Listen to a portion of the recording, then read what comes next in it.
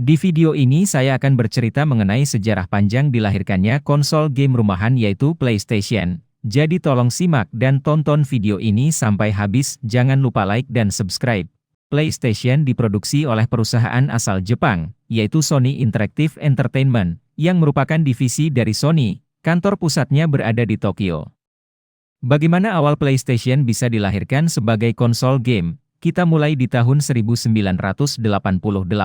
Sony dan Nintendo yang kala itu adalah raja konsol game, mereka saling bekerja sama. Ken Kutaragi adalah karyawan eksekutif di Sony yang memimpin divisi hardware. Kutaragi berhasil meyakinkan Nintendo untuk menggunakan prosesor suara Sony SPC 700 di konsol SNES. Kemudian, Nintendo ganti mendekati Sony untuk mengembangkan add-on CD-ROM di SNES, disebut awalnya sebagai SNES CD dan kemudian dinamakan PlayStation. Tapi Sony juga ingin membuat konsol sendiri yang kompatibel dengan SNES atau PlayStation. Selain buat main game, bisa pula untuk memutar musik sesuai keahlian Sony. Tapi Presiden Nintendo kala itu, Hiroshi Yamauchi, tidak senang karena Sony dinilainya terlalu banyak menuntut sehingga kemitraan mereka terhenti. Tapi Sony memutuskan jalan terus dan membuat konsol game perdana mereka sendiri. Mereka memang sempat mendekati Sega untuk kerjasama, tapi ditolak dianggap itu ide bodoh, karena Sony tak tahu bagaimana membuat hardware dan software, kata CEO Sega yaitu Tom Kalinske. Kutaragi dan timnya akhirnya mengungkap prototipe PlayStation yang berbasis CD-ROM, dengan grafis game yang memukau pada saat itu.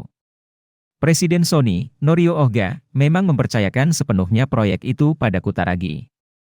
PlayStation pun menjadi salah satu cara untuk balas dendam pada Nintendo ataupun Sega yang meremehkan Sony. PlayStation adalah ide dari Ken Kutaragi yang dikenal sebagai sang bapak PlayStation. Tahun 1994, Sony sudah mengumumkan pada publik bahwa mereka akan terjun ke industri game dengan konsol sendiri. Karena tidak punya pengalaman membuat game, Sony giat berusaha mendapatkan dukungan dari developer game. Konami, Namco sampai Williams Entertainment jadi salah satu pendukung awal PlayStation. Pada 3 Desember 1994, meluncur PlayStation generasi pertama, seminggu setelah rilis konsol kompetitornya, Sega Saturn. Sambutannya ternyata sangat meriah, di mana gamer banyak mengantre panjang. PlayStation sukses besar karena selain produknya bagus, promosinya pun gila-gilaan. Di Jepang pada hari pertama penjualan, 100.000 unit PlayStation ludes merupakan konsol terlaris sepanjang masa. Pertama kali dilahirkan, PlayStation memang telah mengguncang jagat game dan membuat para pesaingnya kewalahan. Padahal di masa awalnya, Sony harus melawan raksasa konsol, yaitu Nintendo dan Sega, bahkan terkesan diremehkan oleh mereka. Salah satu terobosan penting PlayStation adalah game bisa dimainkan dengan CD yang mampu menampung lebih banyak data, bukan lagi cartridge.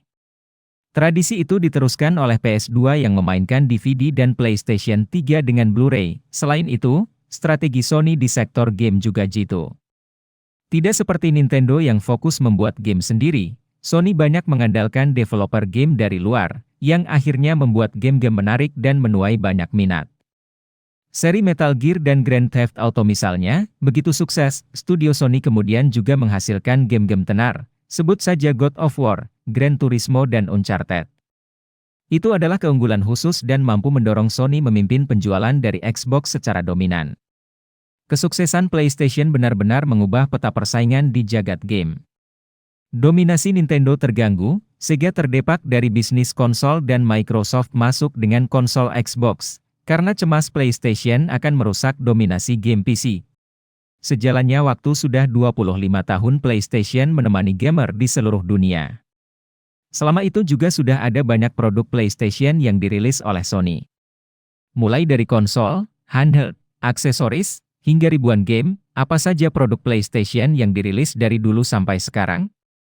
Kita coba bedah sebagai berikut, kita mulai dari produk pertama dari Sony yaitu PlayStation pertama dirilis pada tahun 1994, merupakan konsol generasi pertama yang dimiliki oleh Sony. Sebelumnya, konsol ini telah lebih dulu diperkenalkan lewat ajang Consumer Electronics Show, CES, 1991 lalu dengan nama PlayStation atau Super Disc. Produk kedua, Sony merilis generasi PlayStation selanjutnya yang dinamai PlayStation 1, PS1, di tahun 2000. PS1 memiliki spesifikasi yang sama dengan generasi sebelumnya. Yang membedakan PS1 dengan PlayStation adalah ukuran dan warnanya. Jika sebelumnya PlayStation memiliki warna abu-abu, maka pada PS1 Sony menggantinya dengan warna putih. Ini juga sebagai pembeda dengan PlayStation 2 yang rilis pada tahun yang sama. PS1 terakhir dijual pada akhir tahun 2006, di mana konsol generasi pertama tersebut mencetak angka penjualan sebanyak 102 juta unit. Bersamaan dengan berakhirnya produksi PlayStation dan PS1, Sony juga mengumumkan kehadiran PlayStation 3. Produk ketiga, Sony mengumumkan generasi kedua PlayStation, yaitu PlayStation 2 di Tokyo Game Show 1999, setelah Sega merilis konsol Sega Dreamcast. Hingga akhirnya PS2 dirilis pada Maret 2000 untuk wilayah Jepang lebih dulu, menyusul wilayah Amerika Serikat dan Eropa pada tahun 2001. PS2 hadir dengan kombinasi warna hitam dan biru ini mengambil konsep bumi dan luar angkasa. Tercatat telah ada lebih dari 3.800 judul game yang dirilis untuk konsol PS2, dengan lebih dari 1,5 miliar unit terjual di seluruh dunia. Sebelum Sony telah resmi menutup dukungan teknis dan perawatannya pada tahun 2018, PS2 masih mendapatkan game baru yakni FIFA Soccer 2014 yang juga menjadi game terakhir untuk konsol tersebut. PlayStation 2 juga menjadi produk laris milik Sony yang sampai saat ini masih dimainkan oleh banyak orang. Penjualan PlayStation 2 meledak hingga mencapai angka 155 juta unit. Produk keempat, Sony meluncurkan versi baru untuk PlayStation 2, yakni PS2 Slim di bulan September 2004. Pada akhir Oktober 2004, ini merupakan versi ramping, lebih tipis, dan lebih tenang dari versi PS2 Fat. Karena lebih tipis, PS2 Slim ini tidak mendukung hard disk drive internal. Konsol generasi ini juga tidak memiliki catu daya internal, sehingga membuatnya lebih tenang dibandingkan PS2 Fat. PS2 Slim tidak memiliki perbedaan spesifikasi dibandingkan PS2 Fat. Hanya saja, PS2 Slim sudah dibekali dengan port Ethernet dan mendukung fitur multitap. Karena ukuran yang lebih ramping tersebut, PS2 Slim hanya memiliki bobot sebesar 600 gram. Sehingga sangat mudah untuk dibawa kemana-mana. Produk kelima, Sony akhirnya juga merilis handheld miliknya yang bernama PlayStation Portable, PSP. Di tahun 2004 dikarenakan perkembangan perangkat mobile saat itu sangat pesat dan melihat Nintendo yang sukses dengan handheld Nintendo DS.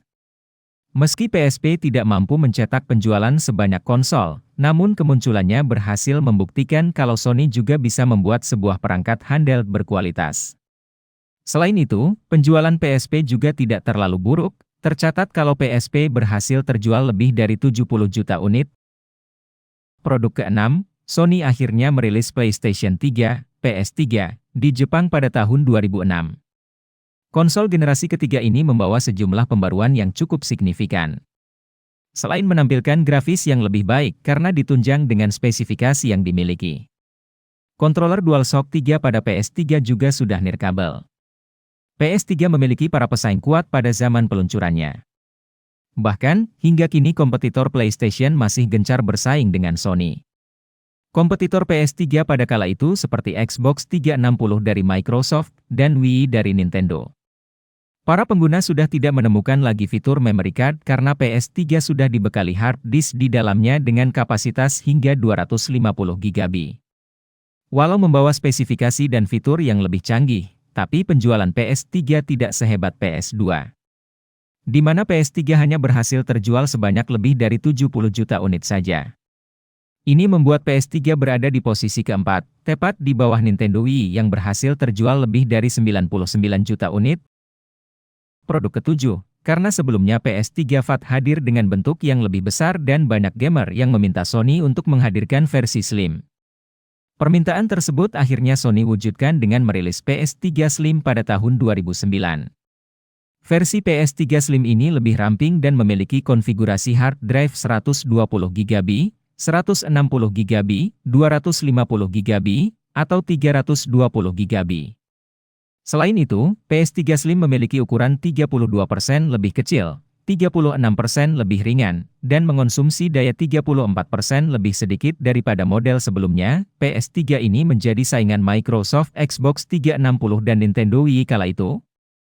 Tapi pada versi PS3 Slim ini Sony telah menghentikan fitur compatibility backwards PS2 karena dinilai membuat penjualan PS3 tidak sukses. Dan kehadiran PlayStation 3 disambut kurang baik oleh para penggemar karena harganya yang tergolong mahal pada saat itu yakni $599 Amerika atau sekitar 9 jutaan rupiah. Versi PS3 Slim ini menjadi favorit karena desainnya yang dinilai lebih baik dari model Fat atau Super Slim. Bahkan dari segi daya tahan, PS3 Slim disebut jarang mengalami YOT dibandingkan model Fat. Produk ke-8, ketika era ponsel pintar mulai merebak, akhirnya Sony juga merilis handheld PlayStation Portable Go di tahun 2009. Berbeda dengan PlayStation Portable sebelumnya, yang memiliki bentuk yang lebih ramping dan memiliki konsep 3D guna memberikan pengalaman bermain yang lebih nyaman, sayang, konsol ini tidaklah sukses di pasaran. Untuk memainkan gamenya, para pemain harus membelinya secara online dengan harga penuh. Padahal gamenya masih serupa PlayStation Portable sebelumnya sehingga banyak dari mereka memilih untuk tetap setia pada PlayStation Portable. PlayStation Portable Go berhenti diedarkan pada 2011. Di tahun yang sama, Sony turut mengeluarkan versi PS3 Slim. Produk ke-9, pada acara Tokyo Game Show di tahun 2012, Sony akhirnya memperkenalkan varian model terbaru dari konsol andalan mereka, yaitu PlayStation 3, PS3, Super Slim. Sony tidak mengubah spesifikasi jeroan PlayStation 3 ini sama sekali, dan hanya mengubah bentuknya menjadi lebih langsing dibandingkan pendahulunya. PlayStation 3 Super Slim hadir dengan ukuran 50% lebih kecil dari PlayStation 3 original dan 25% lebih kecil daripada PS3 Slim. Peluncuran varian Super Slim ini juga tidak terlalu mendongkrak penjualan konsol PS3. Meski menjadi lebih langsing, tapi varian Super Slim disebut sebagai konsol dengan bentuk yang cukup aneh karena menggunakan tutup LED yang terkesan murahan. Produk ke-10, tahun 2011, Sony akhirnya merilis handheld terbarunya yang bernama PS Vita di Jepang. Berbeda dengan PlayStation Portable, handheld ini dapat memberikan grafis yang lebih tajam hingga bisa memainkan game yang lebih indah. Sebagai fitur tambahan dari PlayStation Portable, Vita memiliki dua analog sticks yang terpasang pada bagian kiri dan kanan dengan didukung fitur format kartu PS Vita.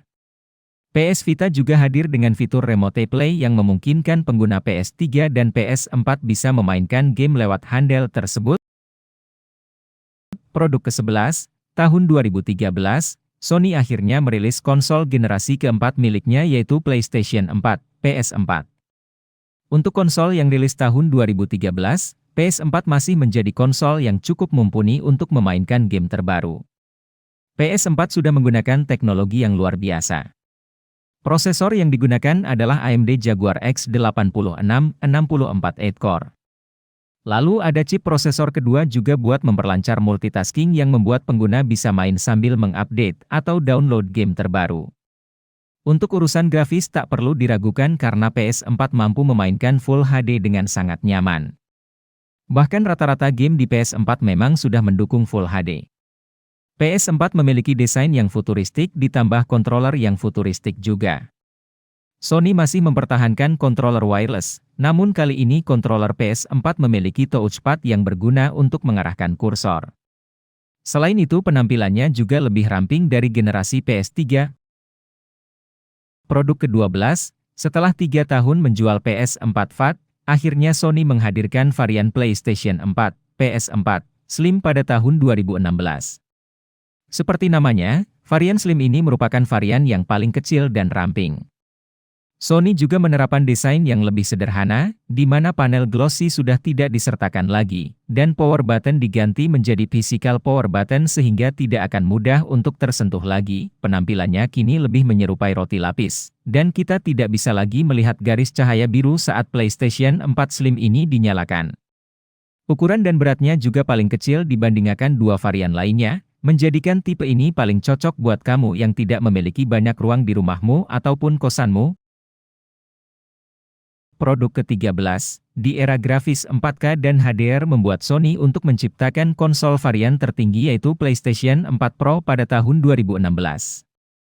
PlayStation 4 Pro yang bisa dibilang merupakan tipe paling mahal di antara ketiganya.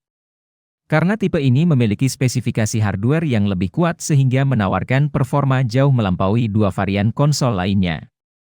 PlayStation 4 Pro merupakan tipe dengan ukuran paling besar dan paling berat.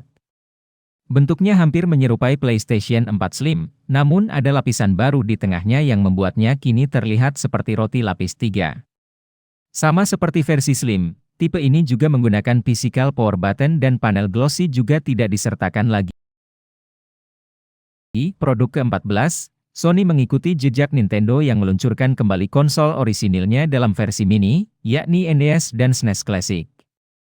Untuk pertama kalinya, Sony akan merilis versi mini konsol PlayStation lawas, PS1, dengan nama baru, PlayStation Classic pada tahun 2018 lalu. Dibanding versi orisinil, PlayStation Classic 2018 ukurannya menciut 45%.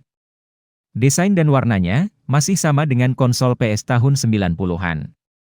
Meski memiliki desain serupa, namun ada beberapa fitur orisinil yang diperbarui.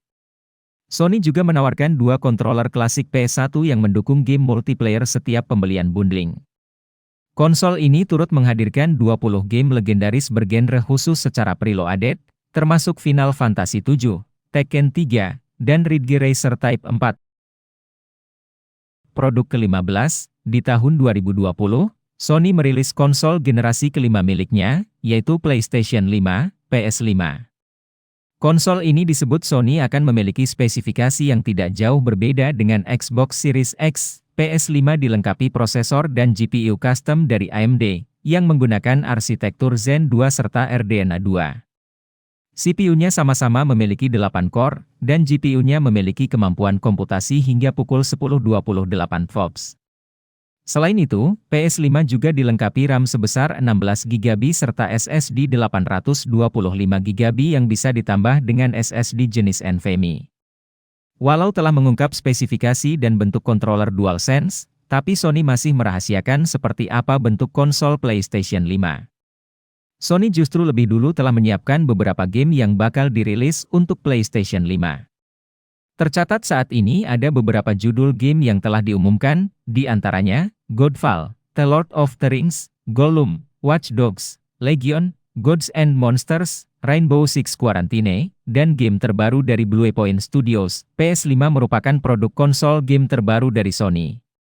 Konsol ini membawa peningkatan yang sangat signifikan dalam hal teknologi. Hingga kini PlayStation masih menjadi market leader konsol game. Menarik untuk ditunggu bagaimana produk terbaru Sony selanjutnya. Terima kasih sudah menonton video ini, jangan lupa like dan subscribe.